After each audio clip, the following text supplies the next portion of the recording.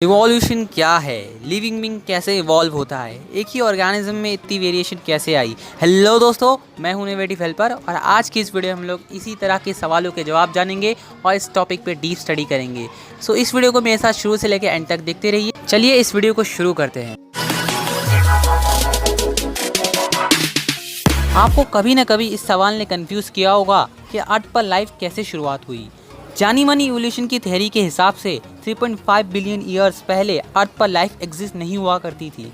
उसी वक्त first living material, जिसे हम प्रोटोप्लाज्म भी कहते हैं, वो समुद्र में पनपा। हाँ फ्रेंड्स, 3.5 बिलियन ईयर पहले धरती पर लाइफ की शुरुआत हुई। According to theory of evolution, first living material एक सिंपल एलिमेंट के फॉर्म में ओशन में क्रिएट हुआ, जो बाद में सिंपल ऑर्गेनिक और इनऑर्गेनिक कंपाउंड में कन्वर्ट हो गया। धीरे धीरे फर्स्ट लिविंग मटेरियल अपने आप को ग्रो करने लगा। Simple organic compound complex compound जैसे प्रोटीन और न्यूक्लिक एसिड में ट्रांसफॉर्म हो गया और finally first living complex compound के एक मिक्सचर से क्रिएट हो गया और ये सेल अपने आप को रेप्लिकेट करना शुरू कर दिया और एक कंप्लीट लिविंग ऑर्गेनिज्म में कन्वर्ट हो गया। जैसे एक सिंपल लिविंग मटेरियल प्रोटोप्लाज्म एक कंप्लीट ऑर्गेनिज्म में कन्वर्ट हो गया, वैसे ही इवोल्यूशन प्रोसेस भी वर्क करता है। चलिए फ्रेंड्स, अब इवोल्यूशन क्या है हम इसे समझते हैं।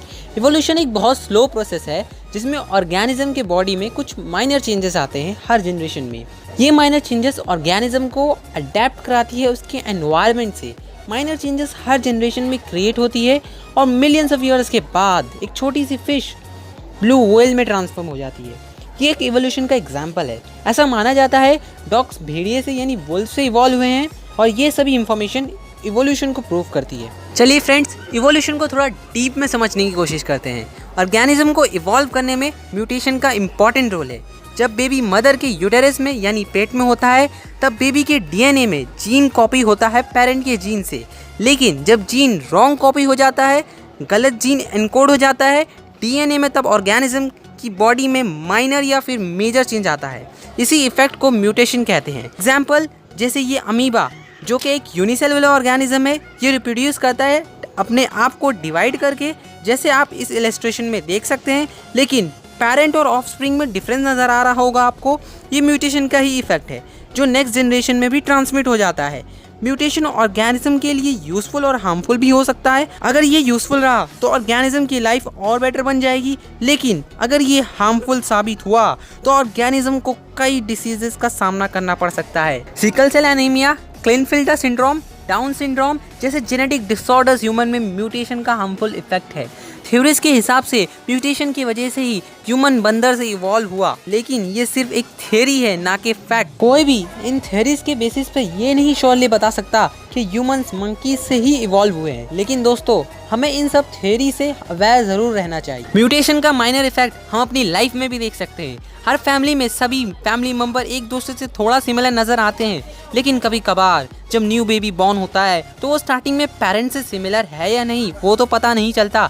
लेकिन जैसे बेबी थोड़ा बड़ा हो जाता है, जैसे 5-6 साल का हो जाता है, तो पता चलता है कि वो अपने मम्मी पापा से बिल्कुल भी मेल नहीं खाता। ये चेंज म्यूटेशन की वजह से ही होता है। यही चेंज आने वाली पीढ़ी में भी ट्रांसमिट हो जाता है। लेकिन जो माइनर इफेक्ट है म्यूटेशन का, वो हर जनरेशन में थोड़ा थोड़ा होता है। हर जनरेशन को थोड़ा चेंज करता है। इसी तरह जब मिलियंस ऑफ ईयर्स हो जाते हैं, ऑर्गेनिज्म पूरी तरीके से बदल जाता है यानी इवॉल्व हो जाता है। अब तक हमने जो भी म्यूटेशन के बारे में जाना वो इवोल्यूशन का पहला फैक्टर है, यानी ये ऑर्गेनिज्म को इवॉल्व करने में ये फैक्टर हेल्प करते हैं। अब हम बढ़ते हैं नेक्स्ट फैक्टर की तरफ, जो है नेचुरल सिलेक्शन। आपको इसके नाम से ही समझ में आ रहा होगा कि नेचर का किसी को सेलेक्ट करना। चार्ल्स रॉबर्ट डार्विन, जो एक बायोलॉजिस्ट थे, वो अपनी फेमस थ्योरी ऑफ इवोल्यूशन की बुक में बताते हैं कि नेचुरल सिलेक्शन का इवोल्यूशन में बहुत इंपॉर्टेंट रोल है। इनकी थ्योरी के हिसाब से वही ऑर्गेनिज्म इवॉल्व और सर्वाइव करता है जो एनवायरमेंटली अडेप्ट है, यानी जिस ऑर्गेनिज्म को एनवायरमेंट से कोई प्रॉब्लम नहीं होता और वो अपनी जनरेशन बढ़ाता है। और जो एनवायरमेंट में अडेप्ट नहीं हो पाते यानी सर्वाइव नहीं कर पाते, वो पूरी तरीके से लुप्त हो जाते हैं। आपको मैं नेचुरल सिलेक्शन कैसे ऑर्गेनिज्म को इवॉल्व करने में हेल्प करता है एक एग्जाम्पल से समझाता हूँ। आप जिस इंसेक्ट की पिक्चर देख रहे हैं उसका नाम पेपर्ड मॉथ है। 1700 से पहले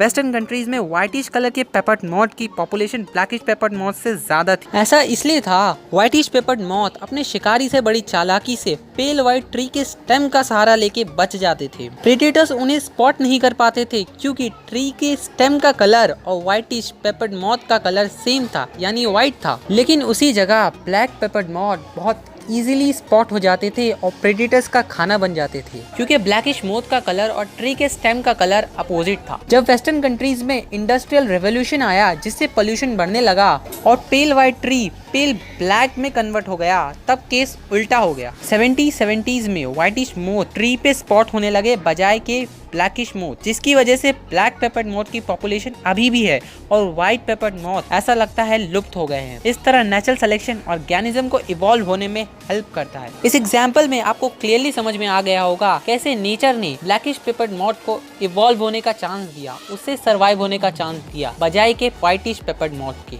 आपके मन में कभी न कभी ये सवाल आया होगा, एक ही तरह के जानवर में इतनी वेरिएशन कैसे आई, यानी ये भेड़िए जो इंडिया के हॉट क्लाइमेट में पाए जाते हैं वो स्विट्जरलैंड के बर्फों में कैसे सरवाइव कर लेते हैं। इन दोनों भेड़ियों में इतनी वेरिएशन यानी विविधता कैसे आई? वेल दोस्तों, इसका आंसर है ज्योग्राफिकल फैक्टर। जब एक ऑर्गेनिज्म अपने रहने की जगह छोड़कर किसी और रीजन में जाता है जो उसके लिए अनसूटेबल है, लेकिन वो ऑर्गेनिज्म वहाँ फिर भी रहता है, तब उसकी बॉडी में ऐसा चेंज क्रिएट करती है जो उसे एनवायरनमेंट में अडेप्ट होने में हेल्प करती है। बॉडी में जो चेंज क्रिएट होता है वो कुछ भी नहीं, म्यूटेशन ही है। म्यूटेशन के बारे में मैंने आप लोगों को पहले ही डीप में बता दिया है। चलिए फ्रेंड्स, ज्योग्राफिकल फैक्टर ऑर्गेनिज्म को इवॉल्व होने में कैसे हेल्प करता है उसको एक थ्योरी से समझते। एक थ्योरी के अकॉर्डिंग पहले वुल्फ सिर्फ हॉट रीजन में पाए जाते थे, इंडिया, अफ्रीका जैसे कंट्रीज में। थ्योरिस्ट का कहना है कि वुल्फ ने हॉट रीजन से कोल्ड रीजन जैसे स्विट्जरलैंड में ट्रैवल किया होगा, जिनमें से कुछ वुल्फ अपने आप को वहां अडेप्ट नहीं कर पाए होंगे और मर गए होंगे, और कुछ वुल्फ के बॉडी में डेंस बॉडी हेयर का चेंज क्रिएट हुआ होगा और वो अपने आप को वहां अडेप्ट कर लिए होंगे और इसी तरह अपनी जनरेशन को आगे बढ़ाए होंगे। आई होप फ्रेंड्स आपको समझ में आ गया होगा कि ज्योग्राफिकल फैक्टर ऑर्गेनिज्म को इवॉल्व होने में कैसे हेल्प करता है। अब तक मैंने आप लोगों को जो भी थ्योरी बताई जिसमें ऐसा माना जा रहा है कि डॉग वुल्फ से इवॉल्व हुए हैं, ब्लू व्हेल एक छोटी सी फिश से इवॉल्व हुई है और इंसान बंदरों से इवॉल्व हुआ है, ये सब सिर्फ थियरीज है, यानी ये सच है या नहीं कोई नहीं जानता। इवोल्यूशन सचमुच होता है या नहीं, विज्ञान इसकी खोज में आज भी लगा हुआ है। अब तक के लिए इतना ही दोस्तों, मिलते हैं नेक्स्ट वीडियो पे। हमारी नेक्स्ट वीडियो ह्यूमन इवोल्यूशन के बारे में होगी, तो उसे जरूर देखना। आई होप दोस्तों आप लोगों को इस वीडियो में कुछ नया जरूर सीखने मिला होगा। अगर आपको इस वीडियो से फायदा हुआ तो इस वीडियो को लाइक कीजिए। क्या आप इवोल्यूशन में बिलीव करते हैं या नहीं, हमें कमेंट सेक्शन में बताएं। अगर आप हमारे चैनल पर न्यू है तो हमारे चैनल को सब्सक्राइब कीजिए और बेल आइकन को जरूर क्लिक करना ताकि इस तरह के अपडेट्स आपको मिलते रहे। So finally thanks for watching.